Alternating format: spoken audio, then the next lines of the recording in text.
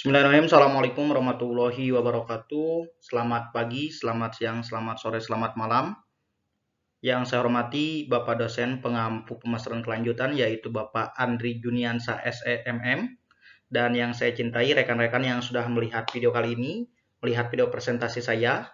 Izin memperkenalkan diri, nama Dimas Suherlan, NIM 202100800179, kelas manajemen 21E, matkul pemasaran kelanjutan. Hari ini saya akan mempresentasikan ide bisnis atau proyek ide bisnis kali ini, yaitu untuk selanjutnya itu adalah tentang profil perusahaan ataupun pupuk organik ADIM ini. Kenapa hari ini saya membuat ide bisnis ini? Karena saya sudah melihat jurnal-jurnal atau riset sebelumnya ataupun analisis pasar, banyak yang ingin menggunakan pupuk organik ini, namun untuk produsen ataupun si pembuat dari pengusaha pupuk organik ini jarang sekali.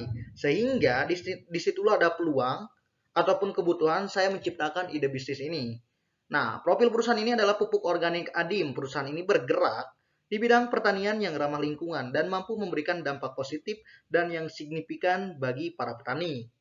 Perusahaan ini muncul dengan tujuan menghasilkan pupuk yang terbuat dari bahan-bahan organik alami untuk meningkatkan kesuburan tanah dan pertumbuhan tanaman tanpa meninggalkan dampak yang negatif terhadap lingkungan. Sudah jelas, teman-teman? Ini adalah salah satu profil perusahaan. Dan saya sudah menganalisa dan saya pun sudah meriset-riset mencari jurnal. Kenapa sih pupuk organik ini sangat luar biasa dampaknya, tapi banyak orang yang tidak membuat ataupun membuat perusahaan tersebut gitu.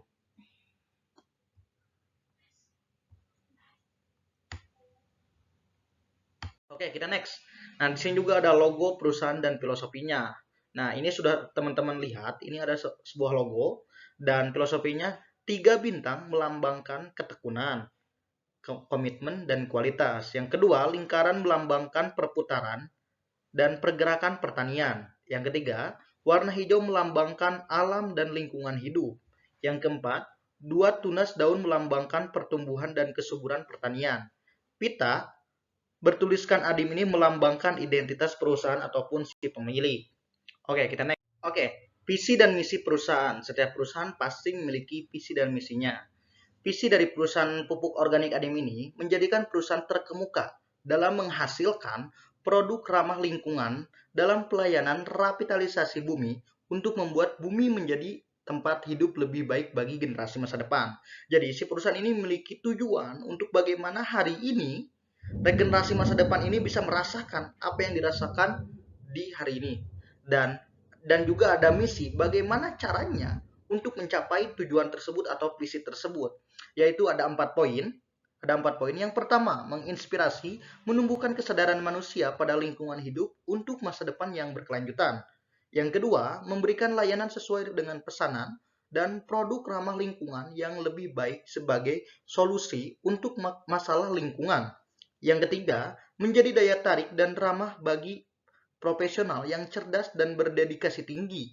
Yang keempat, membentuk perusahaan lingkungan yang dikenal luas dan menghasilkan keuntungan kesejahteraan semua pihak terkait. Oke, next. Nah, di sini juga ada lokasi perusahaan. Lokasi perusahaan di sini juga salah satunya menentukan bagaimana hari ini strategi ataupun perusahaan ini bisa dikenal oleh banyak orang. Nah, saya memilih lokasi di pupuk organik ADIM ini di Kampung Cijoho RT 12 RW 05, Desa Celincing, Kecamatan Tegalbur, Kabupaten Sukabumi, Provinsi Jawa Barat. Kenapa sih saya memilih lokasi di sini? Karena mungkin mayoritas dari penduduknya itu adalah petani dan juga perkebunan. Nah, sehingga cocok nih bagi para petani dan pekebun di sana untuk menggunakan pupuk organik ADIM ini. Nah, di sini juga ada sosial media. Sosial media ini ada 3. Sosial media kami, yang pertama itu nomor telepon 0857 23014424. Instagramnya Adim Organics dan Gmailnya www.adimorganic.com.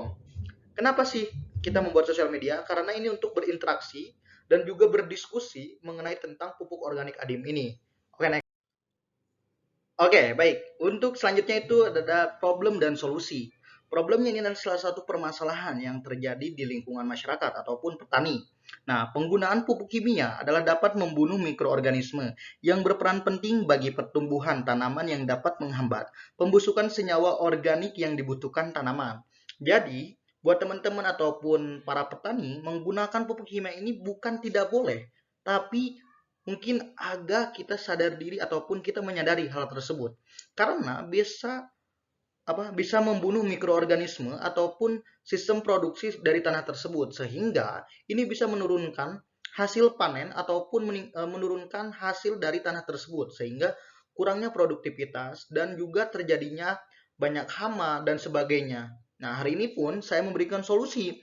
Penggunaan pupuk organik sangat berperan penting bagi peningkatan produksi pertanian bagi kualitas maupun kuantitas, mengurangi pencemaran lingkungan dan meningkatkan kualitas lahan serta berkelanjutan. Penggunaan pupuk ini dalam jangka panjang meningkatkan produktivitas lahan dan dapat mencegah degradasi lahan. Nah, sudah jelas teman-teman, ketika kita menggunakan pupuk organik ini, kita bisa meningkatkan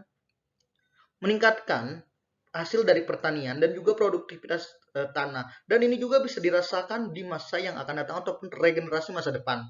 Ya, seperti itu. Karena kemarin itu saya pernah main di Purwakarta, ya, di Purwakarta. Itu mereka banyak yang menggunakan pupuk organik sehingga hasil dari pertaniannya itu pertama dari hasil padinya itu bagus dan yang kedua itu jarangnya diserangnya hama. Karena mereka sudah menggunakan pupuk organik dan minim untuk mengurangnya hasilnya panen. Oke, next. Nah, di sini juga saya membuat sampel produk pupuk organik. Bisa teman-teman lihat. Yang pertama itu di gambar pertama itu pupuk organik cair. Yang kedua ada pupuk organik kompos. Yang ketiga ada pupuk organik cair. Nah, ini salah satu sampel yang mana nantinya bisa diaplikasikan ataupun bisa didistribusikan ke seluruh Indonesia gitu teman-teman. Oke, nah setiap ide bisnis pasti memerlukan rencana biaya. Nah, rencana biaya ataupun anggaran biaya pembuatan pupuk organik padat dan cair adim ini memerlukan beberapa biaya. Yang pertama tuh sudah teman-teman lihat dari biaya pupuk cairnya. Ini sudah teman-teman lihat baik dari cangkul, skop, plastik, karung, tanah dan sebagainya. Ini sudah saya rincikan dan saya sudah bikin tabel supaya teman-teman bisa mengerti apa yang hari ini saya jelaskan. Oke, next. Nah, di sini juga lanjutannya. Di sini juga tadi kan pupuk cair nih.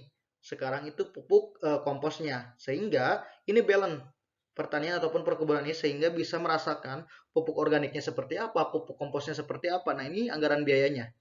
Yang dibutuhkan cangkul, sekop, plastik dan sebagainya. Ini tong dan sebagainya untuk fermentasi dan sebagainya. Itu teman-teman. Oke, next. Tujuan pupuk organik ini untuk meningkatkan kandungan bahan organik dalam tanah, memperbaiki struktur tanah, dan meningkatkan kemampuan tanah untuk menyimpan air. Nah, ini sudah jelas teman-teman. Tujuan dari pupuk organik ini sudah jelas dan arahnya kemana. Sehingga ini bisa meningkatkan hasil dari panen dan juga produktivitas si tanah tersebut. Sehingga mikroorganismenya ini tidak mati dan juga bisa meningkatkan kesuburan dari tanah tersebut. Oke, next. Nah, di sini juga ada satunya kerjasama. Ide bisnis ini tidak bisa berjalan sendirian, teman-teman. Tidak bisa berjalan sendirian. Kita harus adanya kolaborasi. Pupuk organik memiliki kualitas yang bagus. Mencari investor untuk bisa bekerja sama di dalam bisnis pupuk organik ini untuk bisa membesarkan bisnis pupuk organik sehingga bisa memenuhi kebutuhan pasar. Jadi, ide bisnis ini tidak bisa bergerak sendirian, tapi kita membutuhkan kerjasama dari pemerintah daerah maupun dari para investor yang mau bekerja sama dengan ide bisnis ini sehingga ide bisnis ini bisa besar dan juga bisa memenuhi kebutuhan pasar seluruh Indonesia.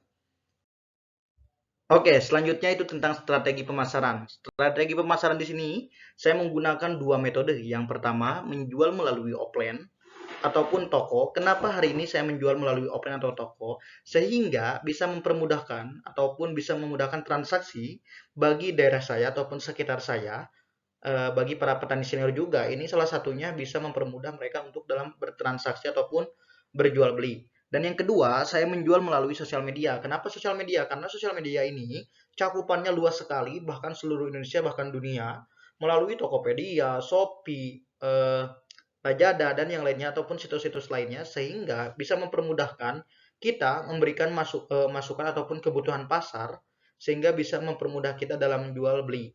Nah, bukan tentang dua metode ini saja, tapi kita berusaha mempromosikan melalui konten-konten ataupun influencer, bekerja sama dengan influencer sehingga si produk kita ini bisa dirasakan oleh masyarakat luas. Dan influencer tersebut ini adalah yang bergerak di bidang pertanian ataupun perkebunan sehingga orang-orang bisa melihat produk-produk yang kita jual atau produk yang kita tawarkan ini bisa bermanfaat positif terhadap pertanian ataupun perkebunannya. Dan juga kita membuat promosi-promosi melalui poster ataupun banner ataupun baliho di jalan ataupun di mana-mana sehingga bisa dilihat oleh banyak orang dan cakupan strategi pemasaran kita kena nih. Dan juga kita bisa berkolaborasi dengan pemerintah daerah dalam penyuplai ataupun pemasok dari produk pertanian ini gitu. Nah, kedua metode ini merupakan strategi yang untuk meningkatkan pemasaran dan pupuk organik ADIM ini. Oke, next. Nah, target pasar. Kita harus tentukan nih, target pasar dari pupuk organik ADIM ini itu adalah seluruh Indonesia. Kita selaku para pengusaha memberikan informasi dan arahan untuk petani menggunakan pupuk organik. Manfaatnya meningkatkan kesuburan tanah, memperbaiki struktur tanah, dan mengurangi dampak negatif pada lingkungan. Dan akan menghasilkan peningkatan hasil panen jangka panjang dan keberlanjutan. Pertanian yang lebih baik dengan menggunakan pupuk organik, praktek yang ramah lingkungan, juga dapat menjadi daya tarik bagi para petani sehingga petani ini bisa menggunakan pupuk organik ini dan target pasarnya itu kita seluruh Indonesia. Kita bekerja sama melalui media-media online sehingga pemasaran ataupun kita bisa kena nih ke seluruh Indonesia sehingga kebutuhan pasar kita penuhi. Oke, untuk kesimpulannya, pupuk organik ini merupakan pilihan yang ramah lingkungan karena mengurangi penggunaan bahan kimia sintetis dan membantu meningkatkan kesuburan tanah. Namun, efeknya ini bisa memerlukan waktu lebih lama dibandingkan pupuk kimia dalam memberikan hasil yang sama, tapi memberikan manfaat jangka panjang dan kesuburan tanah. Buat teman-teman ataupun para petani, hari ini kita harus bisa memikirkan masa depan kita, regenerasi yang akan datang, dan juga bisa meningkatkan tanah dan produktivitas tanah sehingga bisa bermanfaat di jangka panjang ataupun regenerasi yang akan datang. Hari ini kita perlu sadari bahwasannya kita harus bisa memikirkan regenerasi yang akan datang sehingga bisa dirasakan oleh anak cucu kita.